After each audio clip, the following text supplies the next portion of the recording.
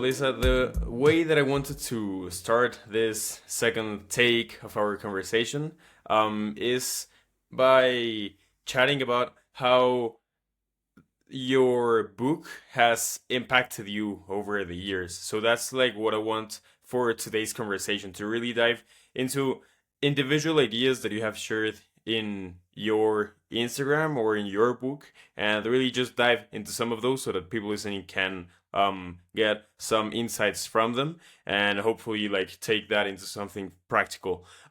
Yeah, I think that's a good way to start because it's usually yeah, a question that is very usually asked is like, when you read a book that was very impactful to you, like how did it impact you? How did it impact you over the years or things like that? But like in your case, you are the author, and so how has that shaped your experience over the last years? So yeah, could you dive into that? I would say it's dramatically impacted me. I think when you're creating a book, I mean, in this case, this particular type of book was a compilation of um, basically reflections on things for me. Mm-hmm. I would pick quotes that resonated with me, and then it was almost like a journal, really. I would write Mm-hmm. my thoughts about it. And I do that on my social media as well, daily, but short little snippets of things. And so I thought, well, that really impacts me. So I think maybe that might help some other people as well. So I created a book out of that idea. And then I had my friend who's a who was an expressionist artist provide the artwork, which really helps to get people out of their head too when they look at the art and Mm-hmm. then reflecting on the words. And so, unfortunately, he passed away just a few months after the book was Oh, first published. But yeah, I'm sorry um, for that. yeah, me too. But it was really a way to get people out of their head. And so I've found myself in promoting that and reading it and doing that same kind of work on Instagram and LinkedIn and Facebook and all the other social media. Uh, Mm-hmm. I find that it's very impactful for me because these same quotes, when I revisit them over and over again, draw me back into myself. Mm-hmm. And that's the whole point of the book. And the point of what I do really is to just, we have inside of us what we know to do. We don't Mm-hmm. need someone else to tell us what to do. I mean, information is fine, but really, at the end of the day, what we know to do for ourselves is what's important. Mhm.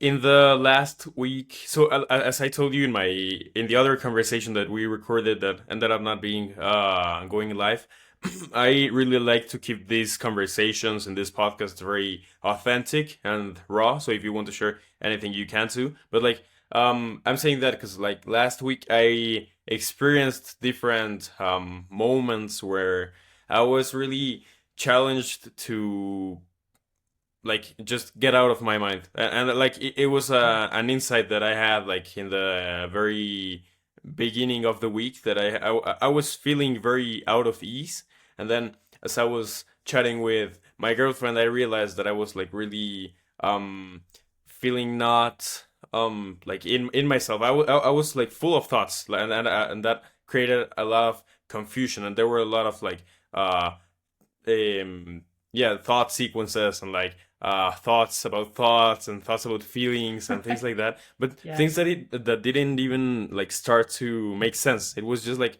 noise to some points, and like I think that it was even like too much noise that I ended up not being able to like understand all of it. So I was just like, okay, yeah, I will let go of it. But that's something that I sometimes struggle with because I am very much of a systems thinking persons, and so I really like to analyze things a lot, both because of curiosity and because in many things it has been useful for me. So for example in some like business projects that I have created, or like when creating relationships or things like that, that has been useful, like to really create the to set the stage for myself to be able to be effective with those. But like in practice, in like the more personal side, that sometimes has left me with like more of a confused mind and like with not much understanding of feelings. So Yeah, how I want to go through the rest of the conversation is to really dive into individual ideas, like the one that I'm gonna connect with my previous comment. And yeah, you can just like share your thoughts on all of those. But the first one is this, that like I think many times we just try to like give an explanation, like a logical or rational explanation to feelings, while many times what we need is just like to not even take a step back, but to like externalize those thoughts and feelings, like to see them as objects outside of ourselves, right? And that's a more effective way to manage them. And that's something that many philosophies talk about in some way. But that especially like in meditation, right? That's something that is sometimes what you do, like trying to see things or thoughts or feelings as clouds that just pass by like through your mind. Do you have any practice for that? What are your thoughts on like that topic? Well, I also, which is why I do this work. I mean, I'm a very analytical person. I have a science background. I'm a, medical provider. And so Mm-hmm. I was a very skilled human doing, but not a very Mm-hmm. good human being, Mm-hmm. uh, because I just, was disconnected often from what I was Mm-hmm. feeling and trying to analyze other people and try to anticipate what they were going to ask me and have an answer for it.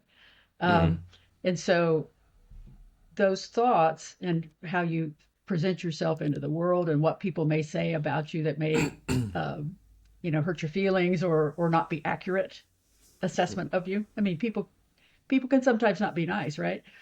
And so trying to make sense of all that and get out of your head uh, is a skill that it's never a perfect thing. I mean, I'm not perfect about it at all, but I am Mm-hmm. so much better than I used to be because I can recognize at least when it's happening. Mm-hmm. And so what I do when I'm just overwhelmed with thoughts is first I have to recognize that I'm getting off the rails mentally. Um, and then I just take some slow, deep breaths, exhaling very long to between each breath. That's the key because even scientifically, that if you exhale slowly and even blow against resistance a little bit with your lips pursed, um, it slows down your heart rate because it stimulates the vagus nerve. And so there is some Mm-hmm. science to that too. But once you've collected yourself, then for me, anything in nature or even soft music, monotonal like spa music, uh, or even many types of music, music really touches me in the soul where my mind is not really connecting. Mm-hmm. And so I think it's the language of the soul actually is music. Mm-hmm. Do you have some specific type of music that you like to listen to, not to like have it influence you to keep thinking? Because I think that's something that sometimes happens when you listen to music with lyrics or things like that, Right. compared to when you listen to just like the how's that called, like mm, it's not the background music, but like the Like spa music. yeah, but yeah, basically just like the music without the lyrics, so Yes. Yes. without words, just like listening to it and feeling it in some way. That's what I usually listen to when I really am troubled and need to Mm. get out of my head. And so, uh, YouTube, all sorts of places that you can find free music, Apple Music if you have a subscription, but basically is filled with that kind of spa-like monotonal music with the like chimes and different things in the background that's not doesn't have lyrics to get you even down a darker path, right? Mm-hmm. Mm-hmm. I find that even with my cats, who sometimes get crazy, if I have that music on, they're calm. It's weird. Mm-hmm. Mm-hmm. So it affects them too. I think something about these monotonal sounds just Mm-hmm. connect us more with our spirit rather than being stuck in our head. Hmm. Yeah, something that I think is related to this topic is this idea of not wanting to or not thinking that it is an effective approach to detach yourself from your mind, because you might like come to some insight or to some rational solution for your things.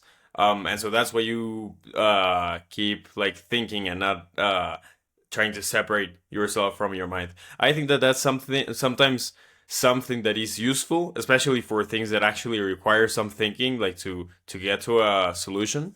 And that is especially for people who are like into scientific or philosophical or really just any subject or topic that requires a lot of like logical thinking, right? Like those kind of people, including myself, like it is very easy to just like step into the idea that okay, no, I need to think about this solution, or I need Right, to solve this right. through thinking. While many times like the actual solution is just like to dissolve the problem, right? Like to separate yourself from it. And when you actually do that, it many times actually uh, creates like space for better breakthroughs or insights with thinking. Yes. What are your thoughts on that? And have you experienced anything like that you solve in some way, quote unquote, through not thinking, but like just dissolving the problem and like stepping away? Oh, many, many times. But I think for me, I've come to the understanding that the brain is really an amazing computer, but a horrible, horrible master of your life Mm, mm-hmm, because it creates problems if it doesn't have one to solve. Its purpose is to solve problems, to control our body, all our body functions, to basically it's the captain of our ship of our body. mm-hmm, And so it is a horrible director of your life. It's a mm-hmm, useful tool, but when we let the brain rule what goes on and our thoughts rule what we do, things go wrong. And so to get out of my thinking, I have to keep coming back to realizing I have zero control over the thoughts that pop up in my head. mm-hmm, None. And so not every thought we have is useful. And mm-hmm, so if I just get out of that space by either distracting myself or just coming back to the present or going outside and or even I'm there's a window beyond this computer I'm looking at and I can see a tree. That's sometimes enough for me because you can see birds flying in and out of it, and it's just it distracts you and interrupts the pattern in your head. mm-hmm, And then it's when you're not thinking about your problem actively with your brain. If you're solving a math equation, that's different. But your problems in life, mm-hmm, um, that's when the insights come. When you're quiet, when you're still, and your mind is not just going round and round and round on these same thoughts over and over and over. Because we really can't think our way through when you haven't thought of a solution already. I love that quote by Albert Einstein. I'm paraphrasing, but the insanity is thinking you can do the same thing over and over and get a different result. mm-hmm, So you have to just step back if whatever's not working to get out of your head, create some space like you described. You have to mm-hmm, create space where you can feel your insights coming up, mm-hmm. not from Sure. your brain, Mm-hmm, from your essence or your force or your spirit or whatever term we want to use for something that's formless and not really nameable. mm-hmm, mm-hmm, mm-hmm. Yeah, which like trying to name that could be the brain working to try to define and label it and like put it in a box that can be understood. The idea that I really like about what you just shared is that like the mind creates problems out of situations where there is not necessarily a problem, right? And there is this book that I like that I got from an author who sent it to me when I ran the Reader Lounge. It is called "Life is Setting Me Up for Success." And what I don't like about that book is the title, because I don't think that it Right. makes yeah, I don't think it is like really aligned in some way, or like it's not coherent with the content of the book, because it sounds like another self-help book, but it's really very insightful. So this guy he's from Mexico City. He went to live to LA, and then he went to Bali and other places in Asia to like practice different types of yoga and things like that. And so like the book has the title, but it's not like another personal development book. It's just like Yeah. it has many ideas on like spiritual teachings that are practical for daily life. And one of those is this idea that like problems are. So he defines problems as situations that we don't necessarily know how to handle. And I think that's the thing with that connects to what you just said. So like many times there are situations that um bring some uncertainty, right? Not necessarily some like bad type of uncertainty, some negative type of uncertainty, but just some new things into situations that bring some new things into your life, right? Um, and this implies that you don't necessarily know how to handle those or how to like manage those, and that makes your mind like want to put that in a box that it can understand. So in some way it's related to like how the mind can be anxious because of like new information, new situations, new people, new environments. And I think that it's a good way to redefine problems in that way because it gives you a lot of power back, right? It Yes. like reshapes how you can think of a problem for you not to think that you need to solve every problem. Like if you realize that a problem is just something that you don't necessarily know how to handle right now, that doesn't mean that you actually need to handle it. It might mean that you don't know how to handle it, but because you don't even need to handle it. So yeah, Right. that's just one idea that came. Then I have some quotes here that I have seen that you shared on your Instagram profile, and just like you shared that you did in your book. So like yeah, sharing an idea or a thought and then like diving into it. That's how I want to do Yes. it right now. Sure. And so the first one that I think that relates to what we just talked about is that is this one that says you cannot have a positive life and a negative mind. So in some way we have been like talking about that, right? Like Yeah. if you want to live positive experiences or like an easy life in some way, like emotionally easy life, um, you cannot have like internal patterns that are keeping you out of ease, even when there is like ease Right. outside, right? And I think that this also relates in some way to the idea of toxic, or this could relate to in some way to the topic of toxic positivity, positivity. Mhm. Because like um I have heard a lot of podcasts that talk about uh not positivity but like realistic optimism. I think that's what they call it sometimes, which is basically like not trying to think of everything as uh perfect or really trying to constantly think that life is perfect or in any way, but just like being realistic and just as you embrace like the negative things, also embracing the positive things. Because like since you are being positive, since you are being realistic, you can embrace the positive things too because they are like real in some way. Like yeah, what are your Mhm. thoughts on that quote on this other topic? Could you dive into that? Sure. I think we're all conditioned from time we're infants to have certain patterns of thinking in the way we move in the world, and it takes a lot of time to unlearn all of that.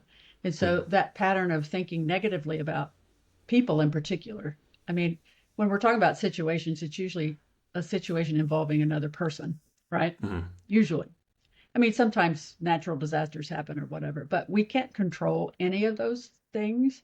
And I think for myself, to not get down into the mud of negative thinking, which is easy to fall into for me Mm-hmm. too, um, is to try to step back, metaphorically at least, and think, okay, I can't control this right now, and that is what is right now.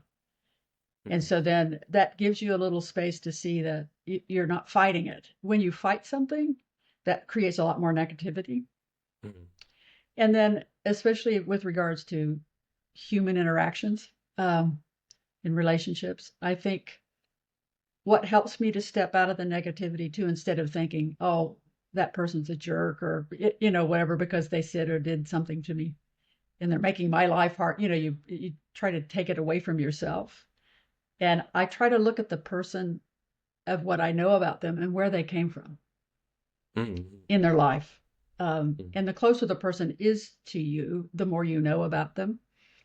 And I try to come to the place in my head of, well, this is not who they are. This is their conditioning. Who they really are is not this behavior.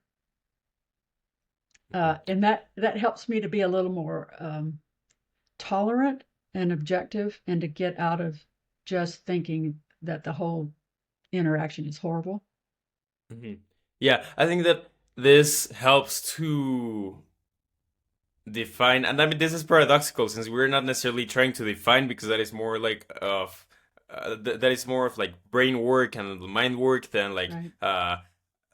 intuitive and emotional understanding. But still, for the sake of this podcast, for this podcast and this conversation, it is like effective. But I like the way that you are um, defining it in some way, that like the opposite to coming from a negative mindset to a situation is like coming from would be like tolerance and acceptance and focusing on what you can control and being empathetic in some ways as well, because like talking about situations where there are many people involved, just like there are people who have like their own conditioning, you also have your own conditioning. So that's Correct. like a way where that you can be empathetic with them and like try to be more chill about the situation and like really create the space for yourself. And like then another thought that came to my mind is that as you were saying, like when you are fighting,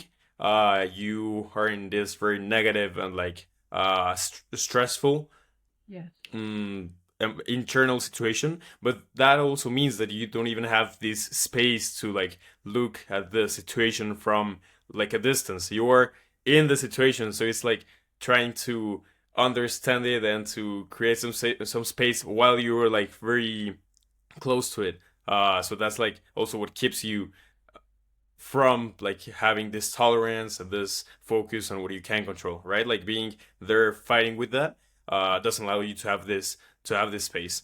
Um, then another quote that I have here is when people don't express themselves, they die one piece at a time. And I think that this has to do in some way with the conditioning that we are talking Yes. about. Because many times this conditioning can be managed or worked on through like therapy or conversations, or really just like being aware of it. And like that awareness starts like one thought at a time, one conversation at a time, and like you build that understanding of your conditioning to like not necessarily get rid of it, but like to separate yourself from it and to move yourself energetically in some way, like the with your emotional energy, so to call it, like you move from that space. What are your thoughts on that quote? Well, I think that we're again conditioned very early in life to please. Hmm. And so uh, some of us go down a path of just having whole different segments of life where you're a different person with different people. So you behave one way, yeah, by that I mean you behave one way in a certain crowd of people, you behave another way in another crowd of people, you behave another way at home. And so you're not really being yourself. And so if you're being yourself, you express what you need, or what your feelings are, or what your opinions are, all the time in every situation. And when you don't do that and you fragment your life, you're very unhappy. And you're usually creating a tremendous amount of mental suffering for yourself, because you have to keep track. I mean, who can do that well? I mean, you keep track of what you say in one situation, what you say in another situation, and you're not being you. And so we wear a lot of masks. Hmm.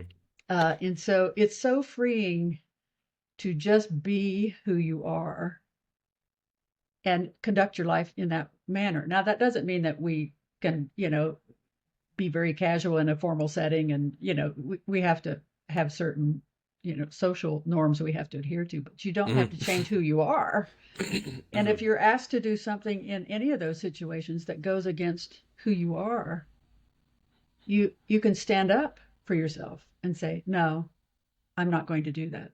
I mean, I Mm-hmm. encounter that all the time, in especially my medical work. Mm-hmm. People are Yeah, trying to get me, yeah, to do things that I just will not ethically do. sure. Yeah. No, that's something that I wanted to like bring to the conversation because I personally am a very like not sure what the word in English is, but like multifaceted, polyfacetic. Is any of those a word? Right, multifaceted, yes. Yeah, a Yeah, multifaceted person.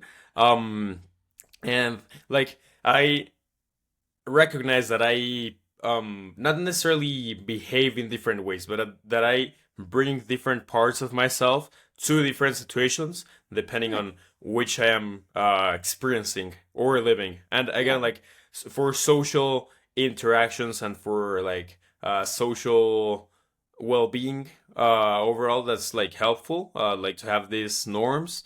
But still, it I yeah, I have experienced many times situations where I change from one like facet to another and where hmm, it feels kind of natural in some way. right, Even if it's like very drastically, like going from and I just told you that I am like recording I'm hosting a podcast for finance group and like that's a very different version of me even in right, podcasting compared to like the host right, that I present here in this right, podcast, which is much more of a personal approach that I bring to the conversations and into the work that I put out there. But like many times that feels even like natural to make that right, change. But I have experienced many times also where it doesn't necessarily feel very natural and I'm experiencing or diving into a facet that is not necessarily a representation or an externalization of who I am. So like right, just to give another example of this is like if I go to the gym and if I also like go and do a triathlon or something like that, it's still like something that comes naturally from me. It right, doesn't necessarily mean that I need to be like one or the other. And I think that that's a much easier way to uh, grab that idea, right? With these simple right, examples that like let you see situations in which you are like really putting on a mask to pretend to be something that is not necessarily something that is coming out from you compared to the other situation where you are like experiencing different um stages of your life or different areas because of it coming naturally outside from you. I think that in some way that might be also your experience, given that you are like into this world of like higher consciousness, personal development, spirituality, and into the medical world, which mm, like traditionally are not like very connected. Like right now maybe with people like Joe Dispenza or yeah this thought leaders it has become more popular to connect these two worlds, but like traditionally it might not be like that. What is your experience with that? oh, I would say my biggest challenge is in that world. Mm. And so just like you were saying, you're multifaceted, and I am too. But I, my assessment of you and my conversations I've had with you in the past is that you are always yourself. Hmm. I mean, we don't. Doesn't mean we have to divulge everything about ourselves in every situation because just whatever's appropriate for the situation. But I always show up as me, and so when I'm with a patient, for example, in modern medical world, usually people are on the computer typing away as they're with a patient, or they're using AI on their phone with an app to capture the conversation. I resist that completely. I set up we have electronic charting like everybody does these days. So I set that up before I go in the room, and I look at the patient the whole time. I don't even turn the computer on in the room. And then when I'm finished, I'm present with them the whole time that I'm there, and I'm looking at them and listening to them and trying to see what they need and connect with them. And I try to connect with them on a personal level. Hmm. Um, and then when I leave the room, I go out and chart and write down at least enough if I don't have time to finish that note right then. Mhm. to remember that conversation. And I do remember it because I was looking at them. And Mhm. so I think I will not resist. I mean, I will continue to resist and will not succumb to just all the tech and forget about that person sitting in front of me that I want to be Mhm. present with and try to figure out what's really going on with them. Because people will say one thing, they'll say they're there because they have a stomach ache, when really what's going on is they're under a lot of stress, and Mhm. they Mhm. don't have the ability to kind of say that Mhm. until you connect with them and they say, well, I think it's because of blah blah blah, and then you can change the conversation entirely. But I would miss that completely if I Mhm. was just Mhm. in the computer. Sure. And No, and I so mean, I think no, no, no. Go ahead. Go ahead. yeah, I was just going to say, I think we just have to show up as yourself, Mhm. Mhm. and how you connect with people Sure. No, in any and yeah, situation. what I think about that is that like that is how it looks for you, right? Because if you were more of a tech person, then maybe even your way to keep that work and that service authentic would be like to merge tech and your like awareness Right, about like their right. body language and then like what they say and how they act, like that would be your way to merge that. But since your way to keep that more authentic is to really just focus on them and like to give your full attention to them and to focus on this more slight details about how they communicate things, that is your way to like through work and through the services that you give to these patients. Then another thought that came to my mind related to this idea of like the masks that we wear, and like that lack of authenticity in some way, is this quote that you also have on your profile, which is, love takes off the masks we fear we cannot live. Again. Love takes off the masks we fear we cannot live without, and no, we cannot live within. So I think that's a good quote that really synthesizes this idea um, of how you externalize yourself, right? And how Right. you stay coherent in life with yourself, not to stay unhappy because of trying to live something outside that is not true within. What are your thoughts on this quote and on this idea? It's one of my absolute all-time favorites. James Baldwin, he's a great writer.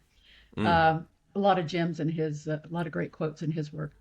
Um, but I think it pretty succinctly describes that we do wear masks out in public, and some more than others because you might be trying to hide. In his case, you might be trying to hide who you are for fear of not being accepted, and so um, you fear that if you get rid of that false self, that mask of who you really are, but you're pretending to be someone else in public, um, then you know you really can't live your life without doing that, but you're afraid to do that.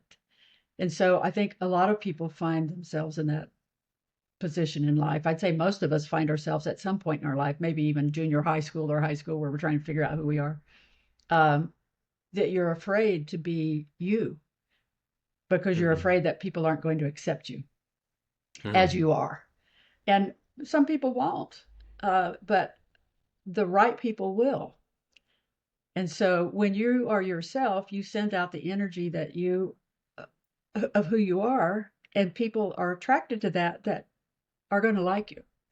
People are not attracted to that who aren't going to like you. So it really helps you to kind of sort out people that try to get close to you, because if you are showing up as yourself and it's not somebody that they would want to be around, then that just takes care of itself. I mean, they just don't try to get to know you more. And that's normal. I mhm, mean, life, we're not meant to please everybody. There's no way to do that.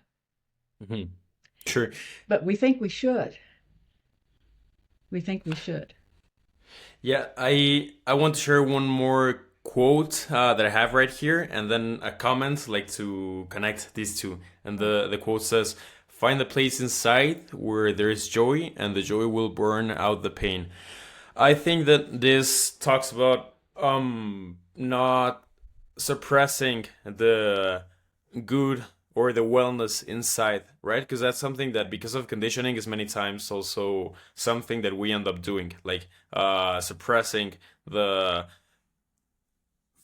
positive feelings, not necessarily the positive ones, but like the um ability to fully embrace these feelings without guilt, for example, or without fear that we will not be accepted in some way if we externalize that. And I think that that relates to what you just said, in that sense, that like it's not always gonna be accepted by everyone.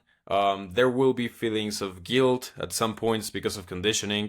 Right. And like what that means is that like there needs to be a lot of acceptance and embracing of like the full emotional spectrum to be able not to suppress the good within in order to like try to have a mask outside that we think will be like useful for us because like long term or even mid term or even short term Right. what that ends up creating is like um frustration within and unhappiness, and that also ends up affecting like the relationships and the things that you actually like inside but that you were not able to accept or embrace in some way because of fears, because of guilt, because of conditioning.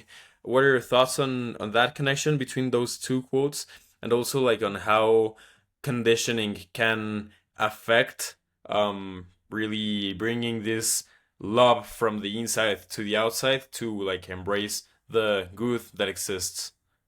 Well, I think the conditioning that we have uh, really can dominate our life in a negative way because we think of things we should do rather than what we know we really are. Hmm. Hmm. And so we try to bend our will to gain favor with people. And so they will accept us. And so I think if we show up as ourself and you actually embrace, first off, you have to love yourself and accept yourself as you are, or none of your relationships are going to be what they could be. None of them. Um, because you're always trying to think of what can I do for this person to please them so they won't leave me. I mean, that's how we're conditioned. When we're tiny, think of, interactions with parents and their toddlers. You're good, you're bad, you're bad if you do this. That kind of language, you internalize that. And so you think you have to do something to please that other person in order to justify or even merit their love. And you don't. Um, and so if you're being yourself, it's easier to set boundaries. It's easier to love yourself. And if you don't love yourself truly and accept who you are and show up as that, all of your relationships will be strained and often temporary. Hmm. Hmm. No, and even like this is thinking about those temporary relationships through the lens that like you have not even had the chance to stay authentic in them Right. because of these fears and this conditioning. So like that's double um negative thing that is happening, which Right. is something that of course like people do not want. And what I have seen over the years, as I have had like more personal experiences than experiences that I read in books or that I hear about in podcasts, is that like people really start to forget like the other possibility that exists, right? Of like staying Right. authentic, of embracing that not everyone will like you, Yeah. of embracing situations where there's no problem at all, like really forgetting that you don't even need to create a problem out of nowhere, right? Right. Um, so yeah, I want to read again the four quotes that we have discussed over this conversation, and if you want like to provide some synthesis of like your thoughts or like just some final comments before we dive into some rapid questions that I have like to Sure. conclude this podcast. That's the way that I want to do that. So yeah, the first one was you cannot have a positive life and a negative mind. Then when people don't express themselves, they die one piece at a time. Then love takes off the masks we cannot live without. I keep messing this one up.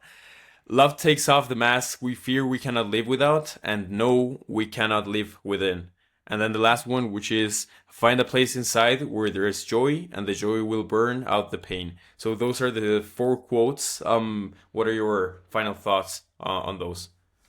Well, I think they all, at least in my mind, why I select those is to come to yourself and not do things based on what you think other people want you to be.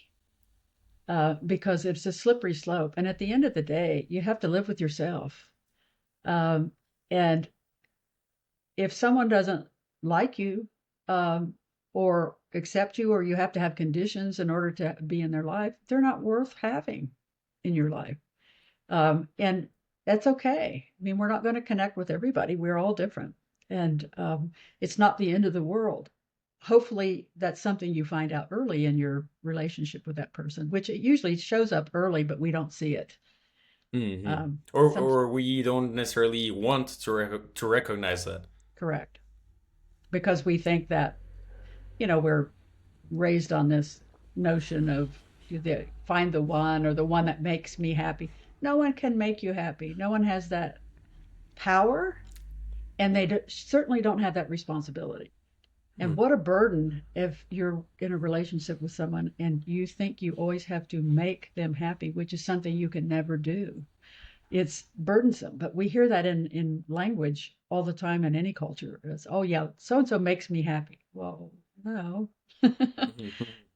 Yeah. Yeah, and one last thought on that is that I when I recorded a podcast with Don Miguel Ruiz Jr., Yes. one idea that he shared that I really liked, that I think that makes everything practical, is that like in life there needs to be this ability to attach and detach from things that happen, and I think that's a good way to be able to embrace the emotions we have, the experiences we have, the relationships that we have, and also embrace the fact that like those things might cause some happiness or some positive emotions inside of us, but like that's not either their responsibility um or they're not permanent either. Like Right. they things will change eventually, and like being able to embrace that other side of or that duality is what allows you like to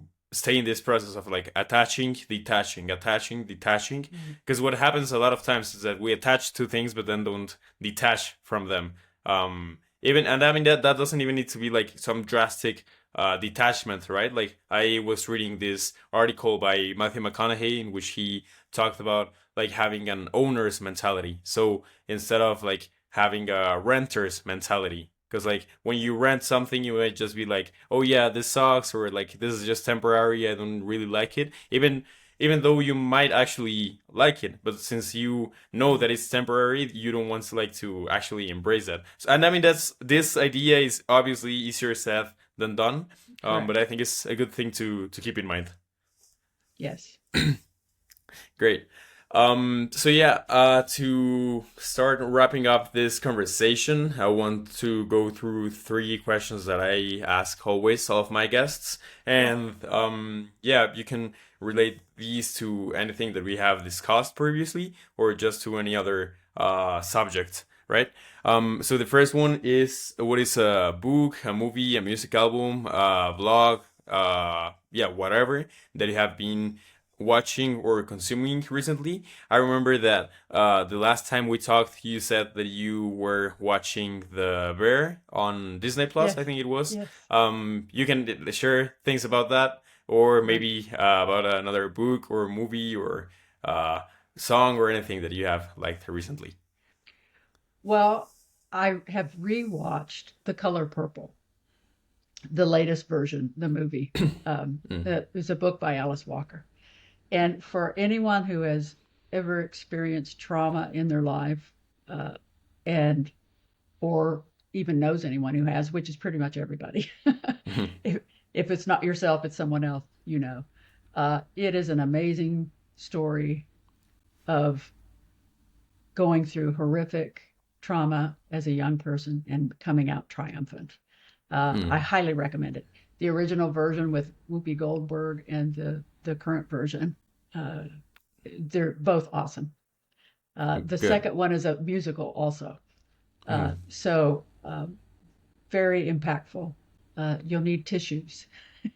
Mm. Yeah, brings you through a lot of emotions. Yeah. Hmm. Okay, yeah. Is that on Amazon, Netflix, Disney? I'm trying to think which streaming service it's on right now, but The Color Purple, Okay, the 2024 or 23 version. Yeah, both cool. of them are great, but the musical is just wow. All right. Then, what is something that you have learned or discovered recently that you have found valuable or interesting? Wow, there's so many things.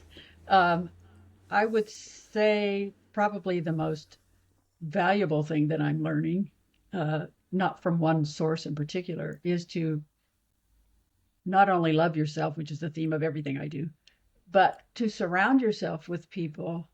This is crucial, really, to surround yourself only with people in your personal life that bring out the best version of you, not bring out the worst in you. If you're surrounded by people that bring out the worst in you, you need to distance yourself from having those people have access to you because Hmm. it is so impactful. If you are with someone and you feel that you are your very best, those are your people. Hmm. So important. Yes, like basically taking care of your environment, right? And in this Correct. case, it's like your social environment. Correct.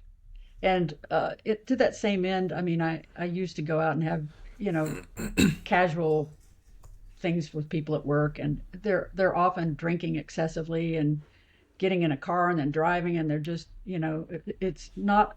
Uh, I don't feel good being around people whose aim when they go out to have a drink is not to just to have a drink and talk, but to get drunk. Mm. And so I just don't do that anymore. I know what that's going to be. I mean, if I go out with someone, we have dinner and we have a drink, then we're not going out to get drunk. We may have Mm. a beverage or two, but um, so I try to only surround myself now, and it's just really helps me to keep focused on Mm. really who I am, is Hmm. to not go down these dark paths just because you feel pressure to go socialize with someone that you really don't have a whole lot in common with. Um, Hmm. and it's bringing out things in them and you that are not the best. Sure. Yeah, you have this quote on your Instagram profile, which says the key is to keep company only with people who uplift you, whose presence calls for your best. So Yes. yeah, I think that's a good way to wrap up that idea. And then the last thing is my podcast is called Coffee Lounge, which Right. is your favorite kind of coffee that can be a specific coffee drink or a bean or whatever, and like a specific place or situation in which you like to drink coffee. My favorite roast is medium roast, dark roast. Um, and I like all types, but my current favorite is Phil's Coffee. Phil with a Z on the end. It's in the Bay Area and in San Francisco area mostly. Hmm. It Hmm. is you can drink it black and it's wonderful. I usually have Cool. an Americano with half and half. That's what I Mm. usually have. Great. And like a situation in which you enjoy drinking coffee? In just having conversations with people, really, Hmm. whether you're, at work or if you're having a meal with somebody or if you're just out on a walk with a friend or I find even the smell of coffee because I just like it so much. Even the smell of it puts me in a frame of mind where I just want to connect with people. Now, I love Mm-hmm. people watching too. So if I'm on a vacation, sitting in a cafe anywhere, on the street, and you're watching Mm. people, it's Hmm. fascinating. Hmm. Yeah, yeah. I have a friend who enjoys doing that. Well, actually, yeah, he enjoys doing that a lot. My dad enjoys doing that, and I think because of them, enjoy doing that too, because it's just a good way to like again like getting back to one of the first ideas that we discussed, it's a way to like get out of your mind, right? Like Correct. to get out of your like world and your context and just like see other realities and other things that exist, which can create some contrast for you, whether Yes. that leads to some reflection or just to some space for you like to detach in some way to like this fighting. And yeah, is there anything else you want to add? Any final message? Any like synthesis of what we have shared? Well, I would just say that in all of my travels through life, going to other countries, being around other people from other countries, I would say that there's so much more of us, we're like so much more than we are different. And Hmm. I think when you're sitting, like going back to the coffee, sitting and looking people coming down the street, I mean, it's a melting pot pretty much wherever you are in the world. There's a Hmm. lot of different cultures that you can watch walking past you. And their mothers and fathers and with babies and, teenagers and all after the same thing, just want to enjoy life and be happy. Uh, and so if we can look at life in that way, then we won't focus so much on our differences and create all the chaos that the world's currently going through, really. Hmm. And that leads us to the quote that we were talking about, which said you cannot have a positive life and a negative mind, and so like to have an opposite of that negative mind, like it's about bringing that tolerance and uh empathy and focusing on what is within your control and even on what matters, because sometimes like many times we just worry about things that are not even that important. So yeah, thanks Yes. for this conversation. I enjoyed it a lot. Thank Thanks you. for re-recording this. And yeah, thanks for coming on the show. Appreciate it. Always enjoy talking with you. Yeah, so do I.